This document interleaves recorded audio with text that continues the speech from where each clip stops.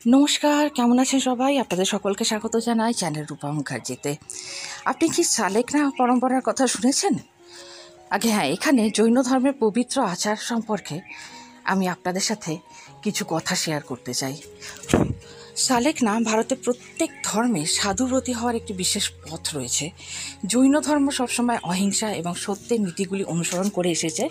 জৈন ধর্মের একটি প্রাচীন আচার হলো সালেকনা। এই পবিত্র ঐতিহ্যটি জৈন সন্ন্যাসী এবং সন্ন্যাসিনীদের দ্বারা পালন করা হয়। কিন্তু আসলে সালেকনা আচার কী এবং এর গুরুত্ব কী, চলুন আজ আমরা সেটাই একটু জেনে নিই। তবে তার আগে আপনাদের কাছে অনুরোধ, ভিডিওটি ভালো লাগলে লাইক, শেয়ার, কমেন্টস অবশ্যই করবেন, চ্যানেল সাবস্ক্রাইব করে পাশে থাকবেন, আর প্লিজ আমাকে একটু ফেসবুকে ফলো করে দেবেন। জৈন ধর্মের সালেকনা সবচেয়ে প্রাচীন এবং পবিত্র ঐতিহ্যগুলির মধ্যে একটি হিসাবে বিবেচনা করা হয়। এটিকে শান্তারা হিসাবেও পরিচিতি আছে। জৈন সমাজে এইভাবে শরীর ত্যাগ করায় একটি অত্যন্ত পূর্ণ কাজ হিসাবে ধরা হয়। যখন একজন ব্যক্তি বুঝতে পারেন যে মৃত্যু নিকটবর্তী, তখন তারা স্বেচ্ছায় নির্জন হতে চান এবং খাবার ও জল ত্যাগ করে দেন। সুপরিচিত জৈন সন্ন্যাসী আচার্য বিদ্যাসাগরও এই শ্রদ্ধেয় সালেকনা আচার দ্বারা মহাসমাধি নিয়েছিলেন, যার অর্থ তিনি আধ্যাত্মিক প্রক্রিয়ার মাধ্যমে সচেতনভাবে তার জীবন ত্যাগ করেন। সালেকনা গুরুত্ব কী? জৈন দর্শনে সালেকনা কথাটি বা শব্দটি দুটি শব্দ থেকে এসেছে। সত্য অর্থাৎ গুণ বা সত্য, এবং লেখনা অর্থাৎ হিসাব বা রেকর্ড করা। প্রচলিতভাবে এটি ন্যায়ের জন্য রিপোর্ট করা অর্থে বোঝায়।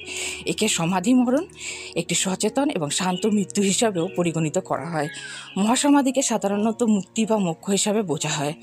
জৈন ঐতিহ্য অনুযায়ী মহাসমাধি বা সালেকনা মাধ্যমে মর্ত্যজীবন থেকে মুক্তি অর্জন করা যায়। জটিল আচার ছাড়াই এটি চূড়ান্ত আধ্যাত্মিক প্রক্রিয়া হিসাবে বিবেচিত হয়, যেখানে সন্ধানকারী মৃত্যুর নিকটবর্তিতা অনুভব করার পর সব কিছু ত্যাগ করে এবং স্বেচ্ছায় মৃত্যুকে বরণ করেন। জৈন সমাজে এটিকে একটি বড় উদযাপন বা আধ্যাত্মিক উৎসব হিসাবেও ধরা হয়। সালেকনা আচার কখন পালন করা হয়? জৈন বিশ্বাস অনুযায়ী যখন একজন ব্যক্তি অনিবার্য পরিস্থিতির মুখোমুখি হন, যেমন অকাল রোগ, বয়স্কতা বা নিরাময় অযোগ্য রোগ, এবং কোনো প্রতিকার বা চিকিৎসা সম্ভব নয়, তখন তাকে সালেকনা ঐতিহ্যের মাধ্যমে শরীর ত্যাগ করতে উৎসাহিত করা হয়।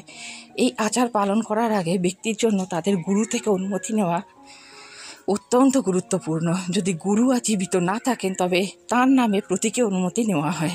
সালেকনা ঐতিহ্যের 4 জন ব্যক্তি সেই ব্যক্তির সেবা করার জন্য নিবেদিত হন, যিনি এই আচার পালন করছেন। তারা সেই সময় পর্যন্ত সেবায় থাকেন যতক্ষণ না ওই ব্যক্তি মোক্ষে পৌঁছান। কেমন লাগলো আজকের ভিডিও জানাতে ভুলবেন না।